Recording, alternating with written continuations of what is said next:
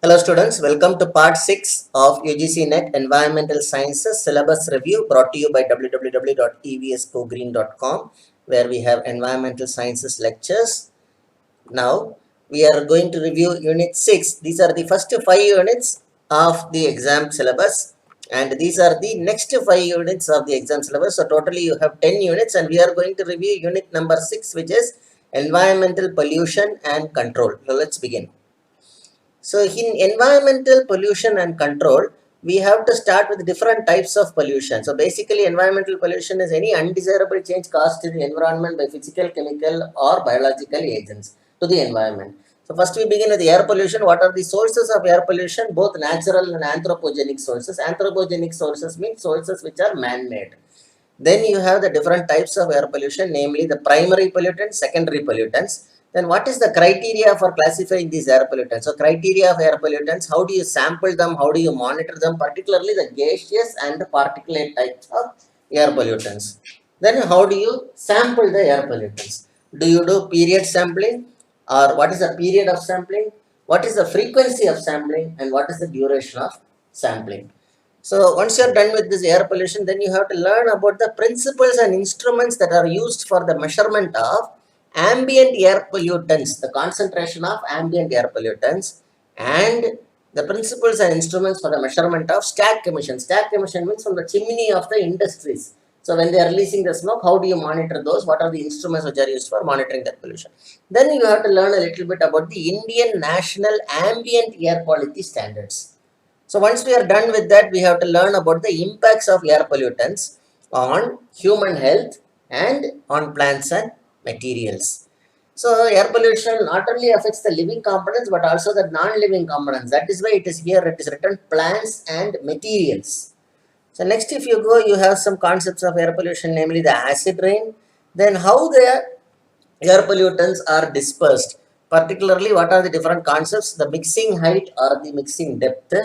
Then lapse rate. Then what is the Gaussian plume model? So this Gaussian plume model has to do with stack emissions. And when what is meant by line source model and area source model. So all these different types of models and methodologies are used to study how the air pollutants are actually spreading across a given area, or what is the extent to which the air pollution can spread. So that is coming under environmental pollution and control. Now let us look at the next set of topics.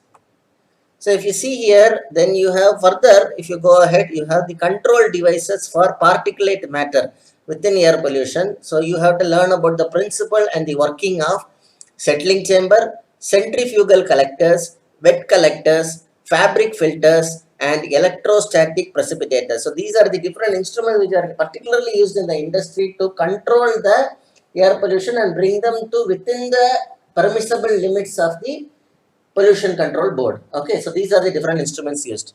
Next, you need to know about the different methods used for the control of gaseous pollutants, particularly absorption,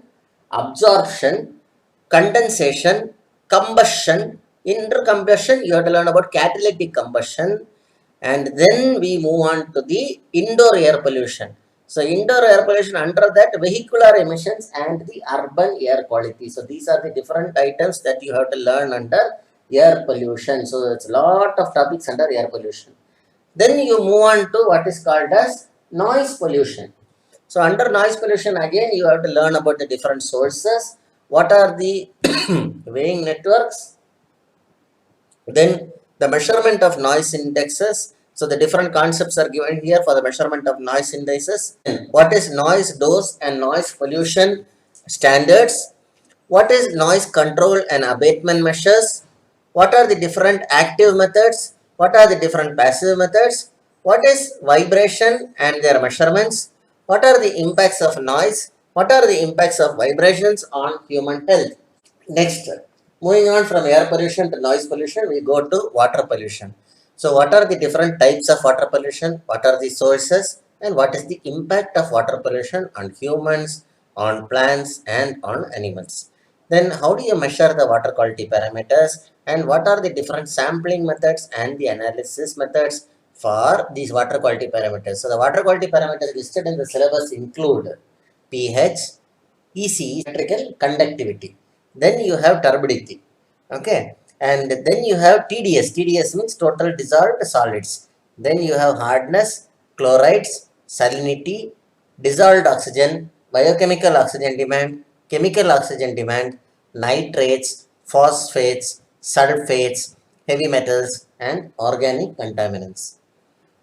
So now air pollution is over, noise pollution over, water pollution over. Then in the syllabus you have to learn something about microbiological analysis, particularly the MPN method. MPN method means most probable number method.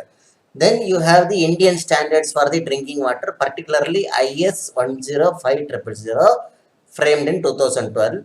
Then what are the different methods of treatment for drinking water, particularly coagulation and flocculation, sedimentation and filtration, disinfection and softening. So this coagulation and flocculation, sedimentation and filtration, you can see it is listed in the preceding units also. So you can look at the syllabus review for the preceding units where these things are listed there also.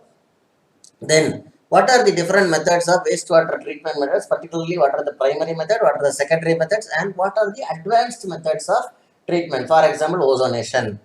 Then you have some concepts on what is the different parts or the particulates present in common effluent treatment plant. So CETP it is called commonly. So that is the common effluent treatment plant. So these are the concepts coming under water pollution and then under microbiological analysis. So air pollution, noise pollution, water pollution, then little bit about the microbiology, then water pollution treatment, water treatment plant, then finally it moves to the soil pollution part.